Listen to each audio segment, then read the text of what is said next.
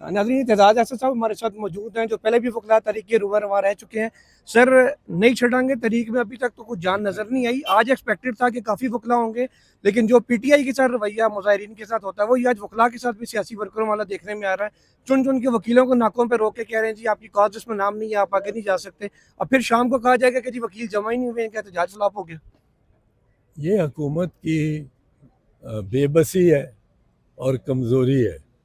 और नून लीग का तो आपको पता ही है कि सिलसिला ही सारा गलत बयानी पर मबनी होता है, और वो गलत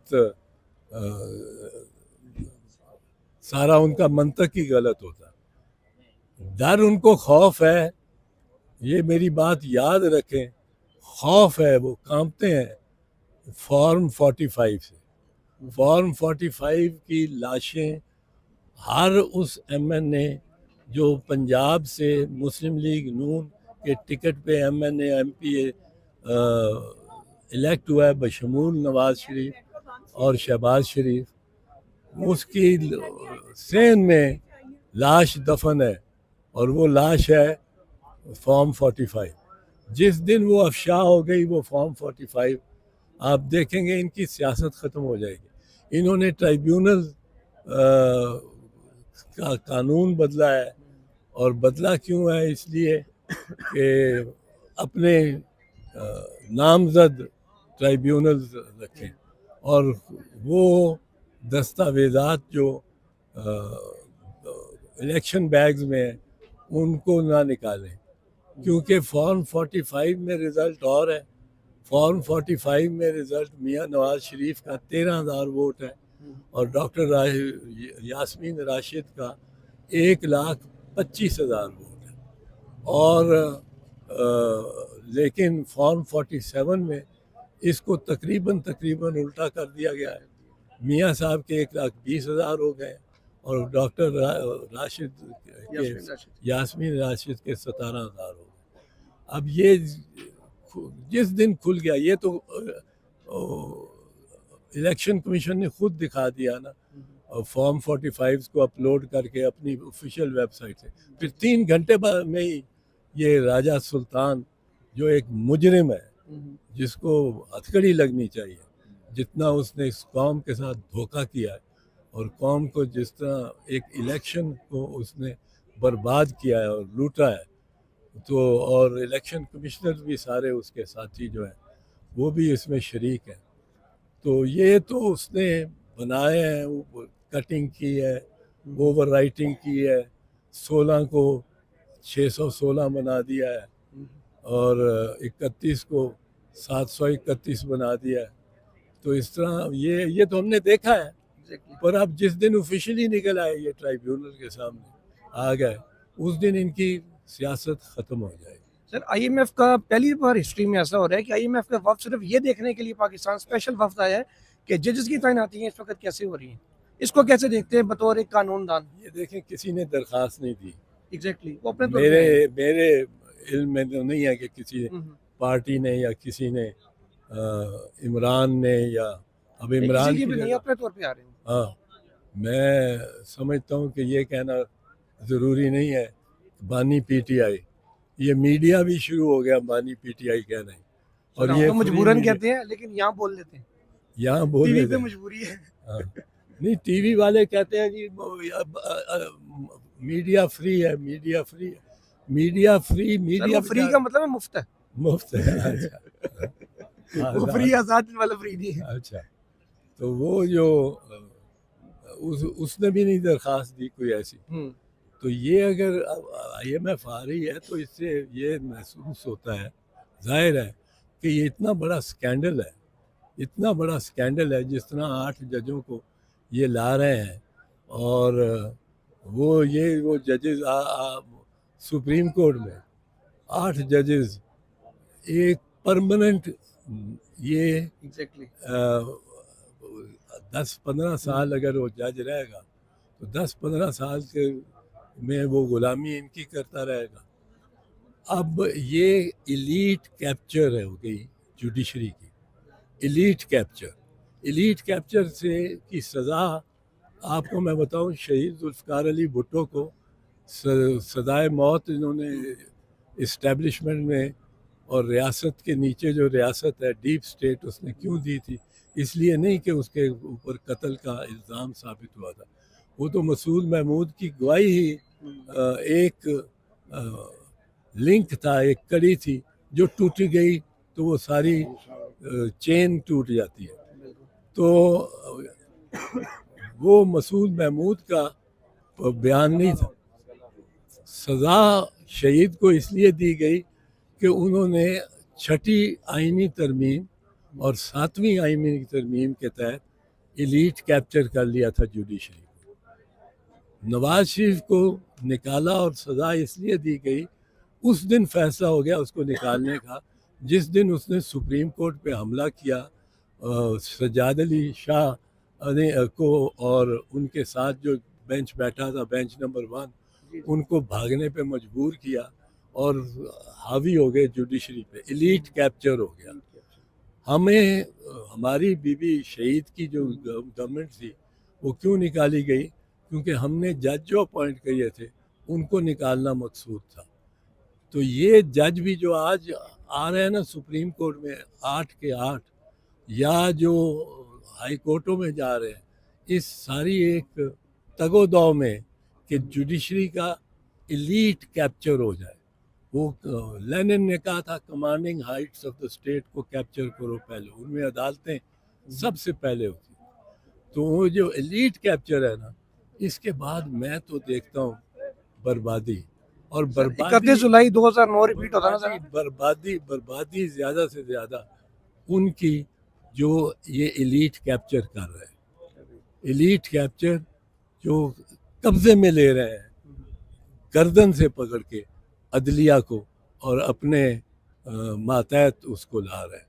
ان کو یہ ہوش آنا چاہیے کہ پہلے بھی جو تھیں اس کی جو جتنے بھی نظیریں ہیں وہ کوئی اچھی نہیں ہیں اور اچھے نتائج نہیں نکلے، اور اس سے جمہوریت اور سیاسی جماعتوں کو بھی بہت نقصان ہوا ہے.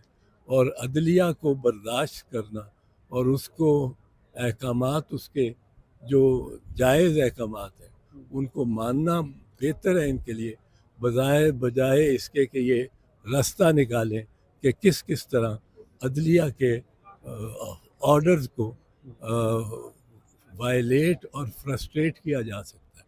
سر آپ کو یہ 31 جولائی 2009 ریپیٹ نظر آ رہا ہے کہ یہ ججز کا بھی انجام وہی ہوگا جیسے پہلے 100 سے زیادہ فارغ ہو گئے تھے؟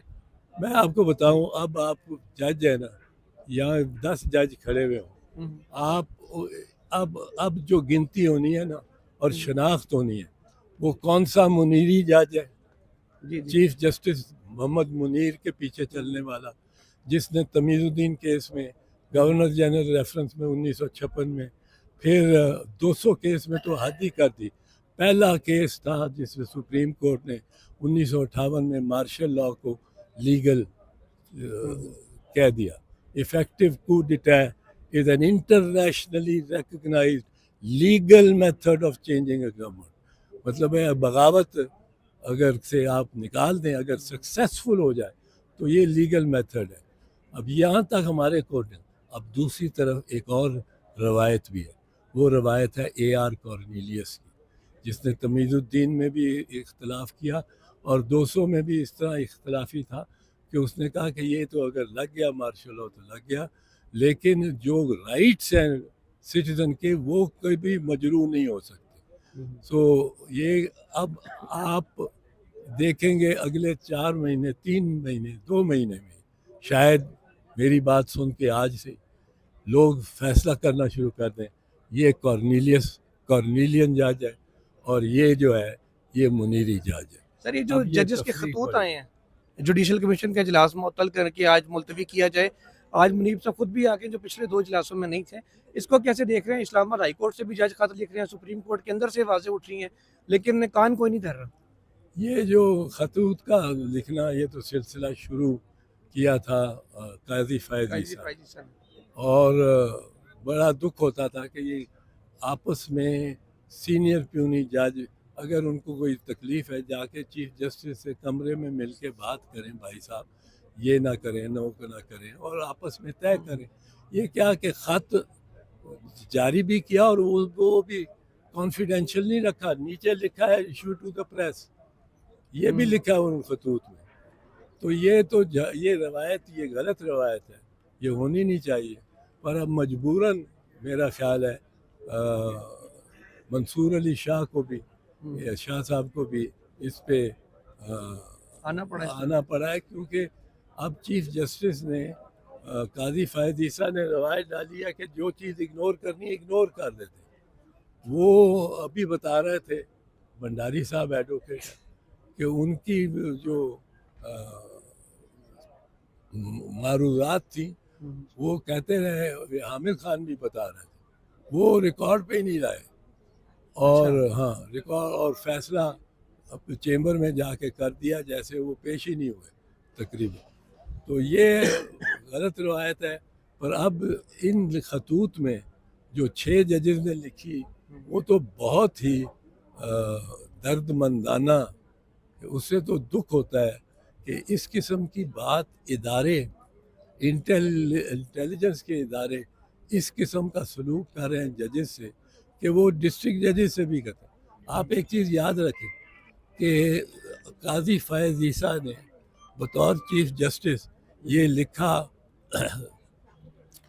تمام چیف جسٹسز کو, چاروں چیف جسٹسز کو, کہ آپ اپنا فل کورٹ بٹھا کے اور پوچھیں, فل کورٹ کو چیمبر میں, اور پوچھیں کہ باقی ججز کا کیا رائے ہے سب کی اس آپ کے خط پہ. وہ چاروں چیف جسٹسز کو بلایا میٹنگ میں اور ان چاروں ہائی کورٹس میں, اور ان کے چاروں کے سارے ہائی کورٹس سب ججز نے کہا کہ یہ بالکل ہو رہی ہے, انٹرفیئرنس ہو رہی ہے, یہ ایجنسیاں ہم پہ دباؤ ڈال رہی ہیں, ہمارے ڈسٹرکٹ ججز پہ بھی دباؤ ڈال رہی ہیں. اب اتنا جب یونینیمس فیصلہ ہو تو یہ اس کا کچھ کرنا چاہیے, یہ 6 ججوں کے خط پہ بھی اور اس 4 ججوں کے خط پہ بھی. سر تھینک یو سو مچ. انتظار حسین پنجوتھا صاحب جو ایک طویل غیر حاضری کے بعد اب کہہ لیں کہ سامنے آئے ہیں, ماشاءاللہ صحتیاب بھی ہو گئے. سر عمرہ بھی کر کے ہیں, بہت مبارک ہو پہلے آپ کو واپسی کی بھی اور ربائے صحت ہونے کی بھی اور عمرے کی بھی. بہت شکریہ. سر یہ بتائیں کہ ظاہر ہے بڑا مشکل وقت ہوتا ہے, اس کو جتنا بندہ نہ ہی یاد کرے اتنا ہی بہتر ہوتا ہے, لیکن کچھ ہلکا پھلکا سا بتائیں کہ واٹ ایکچولی ہیپنڈ, کہ آپ کہاں تھے اور کہاں سے کیا ہو گئے. میں اسلام آباد ہائی کورٹ سے نکلا تھا اور اسلام آباد ہائی کورٹ سے واپسی پہ مجھے اغوا کیا گیا, اور اغوا کی ساری سٹوری آپ کو پتہ ہی ہے. بنیادی بات یہ ہے کہ اگر آپ کسی نظریے کے اوپر کھڑے ہیں تو اس نظریے کے ساتھ ہمیشہ کھڑے رہنا چاہیے. تو الحمدللہ خان صاحب کے ساتھ کھڑے ہیں. خان صاحب کے لیے پہلے بھی ہم ان کے وکیل رہے ہیں, آپ کو پتہ ہے جب پرائم منسٹر تھے تب بھی ہم ان کے وکیل تھے, تو ہم نے تو وکالت ہی کی ہے اور وکالت کرتے رہیں گے. تو سر آپ سے کوئی وہ ایک ہی جگہ پہ آپ کو رکھا گیا یا شفٹ کرتے ہیں مختلف جگہوں پہ؟ دیکھیں اس کے بارے میں وہ بتا چکا ہوں, مجھے جگہ کا مجھے اتنا زیادہ نہیں ہے. پٹی بندی ہے آنکھوں پہ, میری آنکھوں لوکیشن تو جو ہے وہ 3-4 دفعہ بدلی گئی, اور باقی جو ڈیٹیل ہیں اس دن بھی کافی مجھے جگہوں پہ رکھا گیا تھا, آخری دن بھی. اس کے علاوہ تو مجھے زیادہ علم نہیں ہے کہ مجھے کہاں رکھا گیا اور کیا. سر وہ آپ سے مطالبہ کیا کیا جاتا رہا ساری دوران میں, کوئی بات چیت کی جاتی رہی, بس چپ کر کے لہذا سائڈ پہ رکھا ہوا تھا؟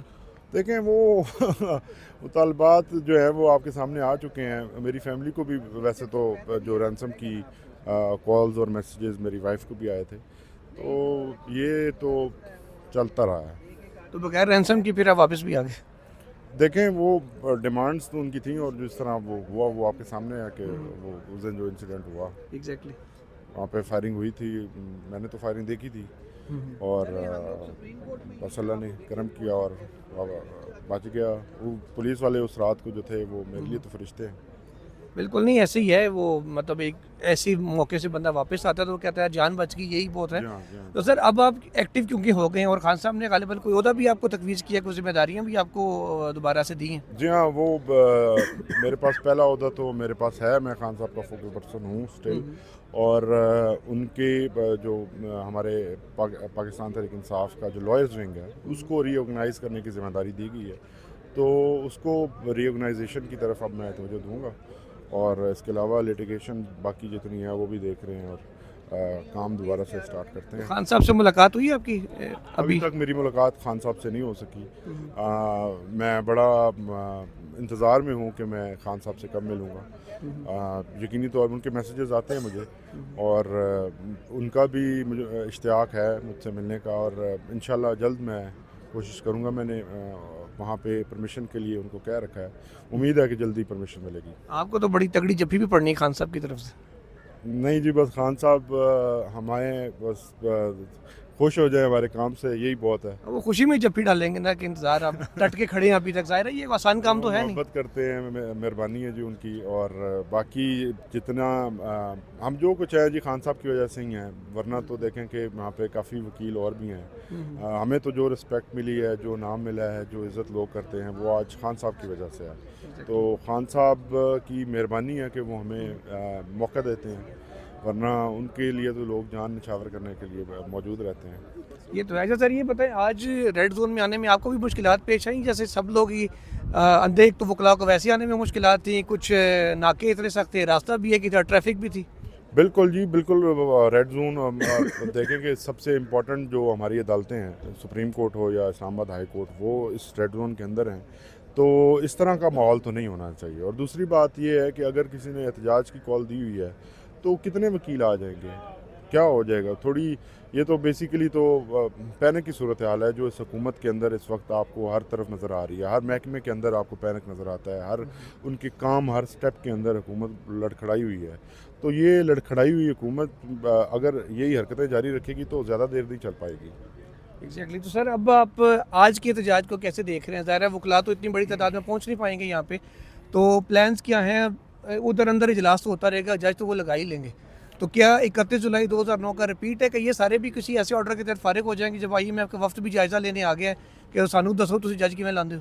دیکھیں یہ بہت امپورٹنٹ ہے کہ IMF کا وفد آیا ہوا ہے، اور دنیا جو ہے وہ دیکھ رہی ہے، یہ یہاں پہ ہماری عوام بھی اس وقت تو دیکھ رہی ہے، جتنا شور خان صاحب نے ان کو دے دیا ہے، دھوکہ تو کسی کو نہیں ہے۔ تو یہ ایک ایسی اپائنٹمنٹ ہے، ایک ایسی امینڈمنٹ ہے جس کو ریورس ہونا ہے الٹیمیٹلی۔ پاکستان کا مستقبل اور یہ امینڈمنٹ اور یہ اس قسم کی اپوائنٹمنٹس یہ ایک ساتھ چل نہیں سکتے، تو اس کو ریورس ہونا ہے، کیونکہ جو انڈیپینڈنس آف جوڈیشری ہے اس کے بغیر کوئی معاشرہ چل ہی نہیں سکتا۔